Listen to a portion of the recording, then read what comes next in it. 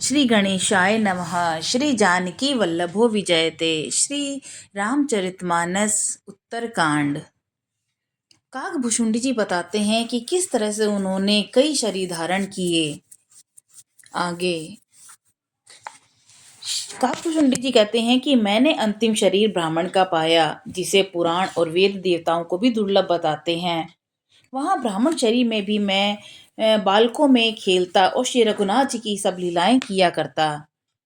सियाना होने पर पिताजी मुझे पढ़ाने लगे। मैं समझता, सुनता और विचारता, पर मुझे पढ़ना अच्छा नहीं लगता था। मेरे मन से सारी वासनाएं भाग गई। केवल और केवल श्री राम जी के चरणों में लव लग गई। हे गरुड़ जी, कहिए ऐसा कौन अभागा होगा जो कामधेनु को छोड़कर गधे की सेवा करेगा। प्रेम में मगन रहने के कारण मुझे कुछ भी नहीं सुहाता। पिताजी पढ़ा पढ़ा कर हार गए। जब मेरे पिता माता कालवश को हो गए, तब मैं भक्तों की रक्षा के लिए श्री राम जी का भजन करने के लिए वन में चला गया। वन में जहां जहां मुनीश्वरों के आश्रम पाता, वहां वहां जाकर उन्हें सिर नवाता। हे गरुड़ जी, उनसे मैं श्री राम जी के गुणों की कथाएं पूछता। वे कहते और मैं हर्षित होकर सुनता। इस प्रकार मैं सदा सर्वदा श्री हरि के गुणानुवाद सुनता फिरता। शिव जी की कृपा से मेरी सर्वत्र अबाधित गति थी, अर्थात मैं जहां चाहता वहीं जा सकता था। मेरी तीनों प्रकार की, पुत्र की, धन की, मान की गहरी प्रबल वासनाएं छूट गई और हृदय में एक यही लालसा अत्यंत बढ़ गई कि जब श्री राम जी के चरण कमलों के दर्शन करूं, तब अपना सफल जन्म समझूंगा। जिनसे मैं पूछता, वे ही मुनि ऐसा कहते कि ईश्वर सर्वभूतमय हैं। यह निर्गुण मत मुझे नहीं सुहाता था। हृदय में सगुण ब्रह्म पर प्रीति बढ़ रही थी। गुरु जी के वचनों का स्मरण करके मेरा मन श्री राम जी के चरणों में लग गया और मैं क्षण क्षण नया नया प्रेम प्राप्त करता हुआ श्री रघुनाथ जी का यश गाता फिरता था। सुमेरु पर्वत के शिखर पर बड़ की छाया में लोमश मुनि बैठे थे। मैंने उन्हें देखकर उनके चरणों में सिर नवाया और अत्यंत दीन वचन कहे। हे पक्षीराज, मेरे अत्यंत नम्र और कोमल वचन सुनकर कृपालु मुनि मुझसे आदर के साथ पूछने लगे कि हे ब्राह्मण, आप किस कार्य से यहाँ आए हैं। तब मैंने कहा, हे कृपानिधि, आप सर्वज्ञ हैं और सुजान हैं। हे भगवान, मुझे सगुण ब्रह्मा की आराधना कहिए। तब हे पक्षीराज, मुनीश्वर ने श्री रघुनाथ जी के गुणों की कुछ कथाएं आदर सहित कही। फिर वे ब्रह्म ज्ञान परायण विज्ञानवान मुनि मुझे परम अधिकारी जानकर ब्रह्म का उपदेश करने लगे कि वह अजन्मा है, अद्वैत है, निर्गुण है और हृदय का स्वामी अंतर्यामी है। उसे कोई बुद्धि के द्वारा माप नहीं सकता। वह इच्छा रहित, नाम रहित, रूप रहित, अनुभव से जानने योग्य, अखंड और उपमा रहित है। वह मन और इंद्रियों से परे, निर्मल, विनाश रहित, निर्विकार, सीमा रहित सुख की राशि है। वेद ऐसा गाते हैं कि वही तू है। जल और जल की लहर की भांति उसमें और तुझ में कोई भेद नहीं है। मुनि ने मुझे अनेकों प्रकार से समझाया, पर निर्गुण मत मेरे हृदय में नहीं बैठा। मैंने फिर मुनि के चरणों में सिर नवाकर कहा, हे मुनीश्वर, मुझे सगुण ब्रह्मा की उपासना कहिए। मेरा मन राम भक्ति रूपी जल में मछली हो रहा है, उसी में रम रहा है। हे चतुर मुनीश्वर, ऐसी दशा में वह उससे कैसे अलग हो सकता है। आप दया करके मुझे वही उपाय कहिए जिससे मैं श्री रघुनाथ जी को अपनी आंखों से देख सकूं। पहले नेत्र भरकर श्री अयोध्यानाथ को देखकर तब निर्गुण का उपदेश सुनूंगा। मुनि ने फिर अनुपम हरिकथा कहकर सगुण मत का खंडन करके निर्गुण का निरूपण किया। तब मैं निर्गुण मत को हटाकर बहुत हट करके सगुण का निरूपण करने लगा। मैंने उत्तर प्रत्युत्तर किया। इसे मुनि के शरीर में क्रोध के चिन्ह उत्पन्न हो गए। हे प्रभु, सुनिए, बहुत अपमान करने पर ज्ञानी के भी हृदय में क्रोध उत्पन्न हो जाता है। यदि कोई चंदन की लकड़ी को बहुत अधिक रगड़े तो उससे भी अग्नि प्रकट हो जाएगी। मुनि बार बार क्रोध सहित ज्ञान का निरूपण करने लगे। तब मैं बैठा बैठा अपने मन में अनेकों प्रकार के अनुमान करने लगा। बिना द्वैत बुद्धि के क्रोध कैसा, और बिना अज्ञान के क्या द्वैत बुद्धि हो सकती है?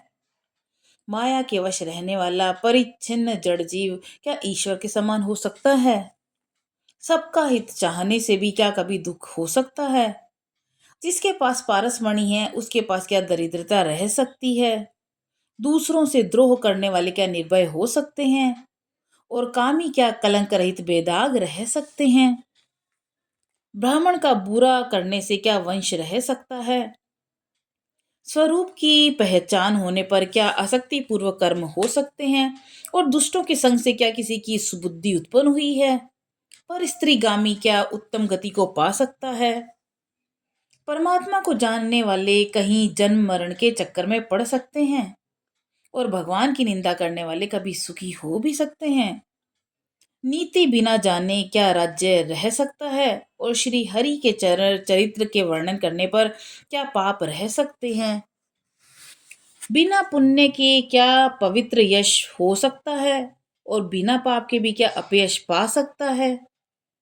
जिसकी महिमा वेद संत और पुराण गाते हैं, उस हरि भक्त के समान क्या कोई दूसरा लाभ भी है? हे भाई, इस जगत में क्या इसके समान दूसरी भी कोई हानि है कि मनुष्य का शरीर पाकर भी श्री राम जी का भजन न किया जाए? चुगलखोरी के समान क्या कोई दूसरा पाप है? हे गरुड़ जी, दया के समान क्या कोई दूसरा धर्म है? इस प्रकार में अनगणित युक्तियां मन में विचारता था, और आदर के साथ मुनि का उपदेश नहीं सुनता था। जब मैंने बार बार सगुण का पक्ष स्थापित किया, तब मुनि क्रोधयुक्त वचन बोले। अरे मूढ़, मैं तुझे सर्वोत्तम शिक्षा देता हूं, तो भी तू उसे नहीं मानता, और बहुत से उत्तर प्रत्युत्तर दलीलें लाकर रखता है। मेरे सत्य वचन पर विश्वास नहीं करता, कोय की भांति सभी से डरता है। अरे मूर्ख, तेरे हृदय में अपने पक्ष का बड़ा भारी हठ है, अतः तू शीघ्र चांडाल पक्षी कौवा हो जा। मैंने आनंद के साथ मुनि के शाप को सिर पर चढ़ा लिया। उससे मुझे न कुछ भय हुआ, न दीनता ही आई। तब मैं तुरंत ही कौवा हो गया, और फिर मुनि के चरणों में सिर नवाकर और रघुकुल शिरोमणि श्री राम जी का स्मरण करके मैं हर्षित होकर उड़ चला। शिव जी कहते हैं, हे उमा, जो श्री राम जी के चरणों के प्रेमी हैं और काम अभिमान और क्रोध से रहित है, वे जगत को अपने प्रभु से भरा हुआ देखते हैं, फिर वे किससे बैर करें? काकभूषुंडी जी ने कहा कि हे पक्षीराज गरुड़ जी, सुनिए, इसमें ऋषि का कुछ भी दोष नहीं था। रघुवंश के विभूषण श्री राम जी ही सबके हृदय में प्रेरणा करने वाले हैं, और कृपा सागर प्रभु ने मुनि की बुद्धि को भोली कर कर मेरे प्रेम की परीक्षा ली। मन वचन कर्म से जब प्रभु ने मुझे अपना दास जान लिया, तब भगवान ने मुनि की बुद्धि फिर पलट दी।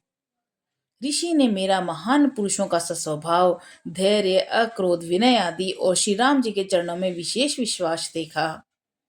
तब मुनि ने बहुत दुख के साथ बार बार पछताकर मुझे आदर पूर्वक बुला लिया।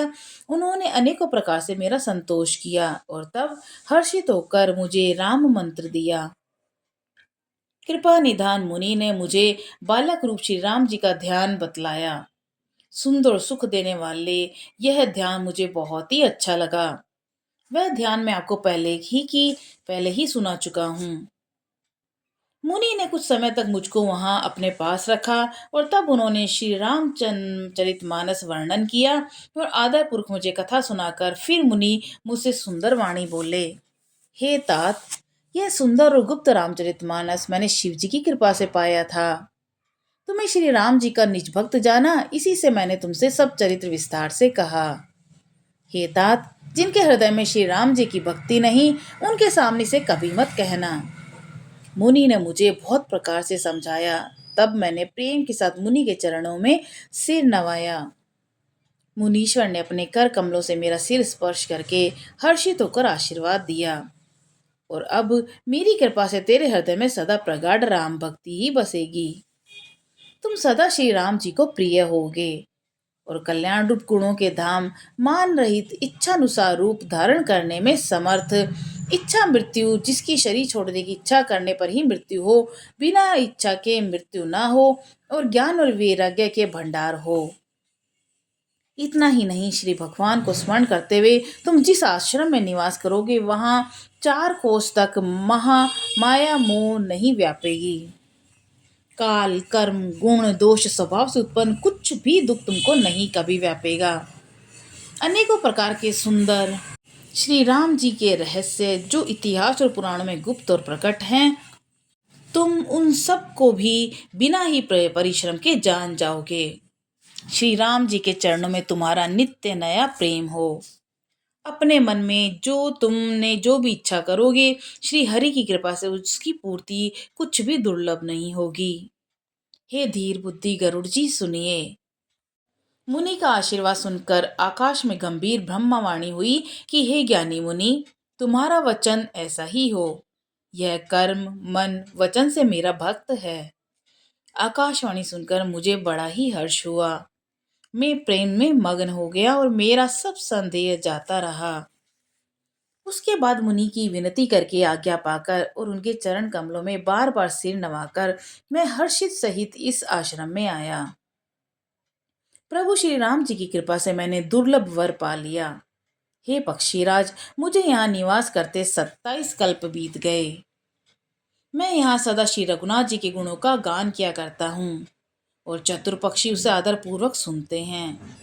अयोध्यापुरी में जब जब श्री रघुवीर भक्तों के हित के लिए मनुष्य शरीर धारण करते हैं, तब तब मैं जाकर श्री राम जी की नगरी में रहता हूँ और प्रभु की शिशु लीला देखकर सब सुख प्राप्त करता हूँ। फिर हे पक्षीराज, श्री राम जी के शिशु रूप को हृदय में रखकर मैं अपने आश्रम में आ जाता हूँ, जिस कारण से मैंने कौवे की देह पाई और वह सारी कथा आपको सुना दी। हे तात, मैंने आपके सब प्रश्नों के उत्तर कहे। आहा, राम भक्ति की बड़ी भारी महिमा है। मुझे अपना यह काक शरीर इसलिए प्रिय है कि इसलिए इसमें मुझे श्री राम जी के चरणों का प्रेम प्राप्त हुआ। इसी शरीर से मैंने अपने प्रभु के दर्शन पाए और मेरे सब संदेह जाते रहे। बोलो सियावर रामचंद्र जी की जय। पवन सुत हनुमान जी की जय।